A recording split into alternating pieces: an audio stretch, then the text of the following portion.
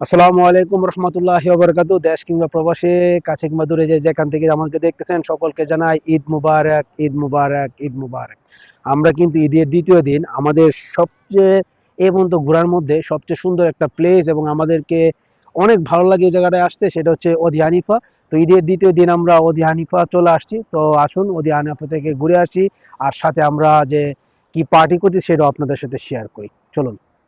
ঈদের আনন্দ যেন শেষ হতেই চায় না, তাই ঈদের দ্বিতীয় দিন বিকালটা শুরু হলো নতুন উচ্ছ্বাস আর আনন্দ নিয়ে। আমরা অলরেডি গাড়ির মধ্যে সব আমাদের যে সামান সব কিছু নিয়ে নিলাম, এবং জুয়েল ভাই কমলা নিতেছে। আজকে একটু ঠান্ডা ঠান্ডা ওয়েদার যেহেতু আছে, আজকে আমরা জেনে যাইতেছি যেন ঘুরবো, আড্ডা হবে, মাস্তি হবে, সাথে কমলা। আর আমরা আজকে রান্না বান্নার সরঞ্জাম কিনতে কিন্তু আমরা চলে আসছি সুপার শপে। তো এনে আমরা মশলা নিতেছি, আর হচ্ছে কিছু চিপস নিলাম, হালকা নাস্তাও নিলাম। আমরা সব ঠিক করলাম আজ কাছেই অদি হানিফা পার্কে ঘুরতে যাব। রিয়াদের ব্যস্ত জীবনের মাঝে এই সবুজ পার্কের নাম শুনলেই হালকা হয়ে যায়। তো আস্তে আস্তে মাগরিবের নামাজের সময় হয়ে গেল। তো আমরা মাগরিবের নামাজ শেষ করলাম। সন্ধ্যার দিকে পার্কে পৌঁছতেই চোখ পড়ল চারিদিকের সবুজ ঘাস, পরিষ্কার বাতাস আর মানুষের প্রাণচঞ্চলতা। তো আমরা যেহেতু বাঙালি মানুষ, বাঙালি হোটেল থেকেই কিছু সিঙ্গারা আর কিছু পেঁয়াজু নিয়ে আসছিলাম, যেন বাংলাদেশে ফিরে যাওয়ার আড্ডা।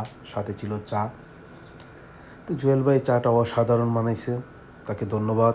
তাই আমরা একটি আরামদায়ক জায়গা দেখে বসে পড়লাম। চারিদিকে বইছে হালকা বাতাস, যেন ঈদের খুশি প্রাকৃতিও সামিল। আজকে বিশেষ আয়োজন ছিল মুরগি খেপসা রান্না। দল বেঁধে সবাই মিলে বাজারের ব্যাগ, মশলা, চাউল আর মুরগি নামিয়ে রান্নার প্রস্তুতি শুরু করলাম। কেউ আগুন ধরাচ্ছে, কেউ আবার পানি আর চাউল প্রস্তুত করছে।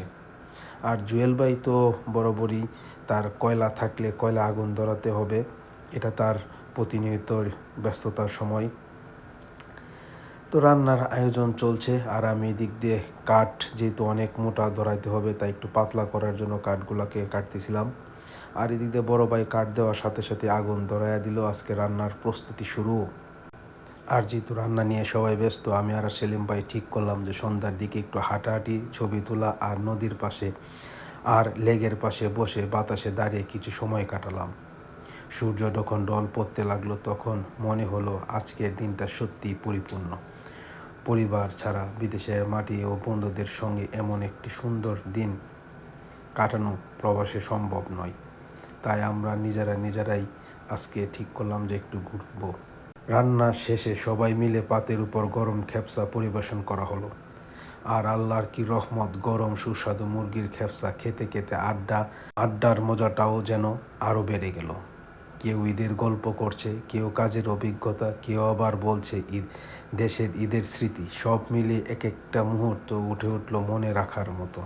খেপসা রান্না করার পরে যখন খেপসা থেকে ঢাকনাটা খুললো, তখন যে একটা সুস্বাদু সুন্দর একটা স্মেল বেরোলো, একবারে প্রাণ জুড়ায় গেল।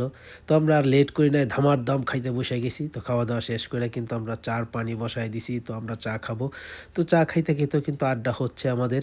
তো মতোয়া ভাই মানে সেলিম ভাই খেপসা খাইলো, চা খাইলো, নাস্তা খাইলো, তারপরেও তার একটা জিনিস রয়ে গেছে বাকি, সেটা হচ্ছে কমলা। সে এখন কমলা খাবে, কমলা খাইতেছে আর আড্ডা করতেছে। তার আড্ডা আর গল্প শেষ হবার নয়।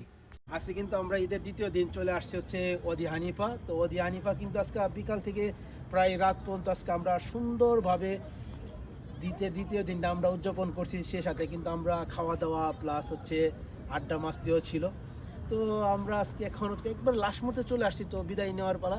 তো সবাই আমাদের জন্য দোয়া করবেন, আমরা আপনাদের জন্য দোয়া করি। যারা ফেসবুকে দেখবেন তারা কিন্তু অবশ্যই ফলো করতে ভুলবেন না, আর যারা ইউটিউবে দেখবেন তারা সাবস্ক্রাইব করতে ভুলবেন না। এই পর্যন্তই ঈদের দ্বিতীয় দিন আমাদের আড্ডা মাস্তি ছিল। তো আজ সেখান থেকে বিদায় নিচ্ছি। সবাই ভালো থাকুন। আল্লাহ হাফিজ।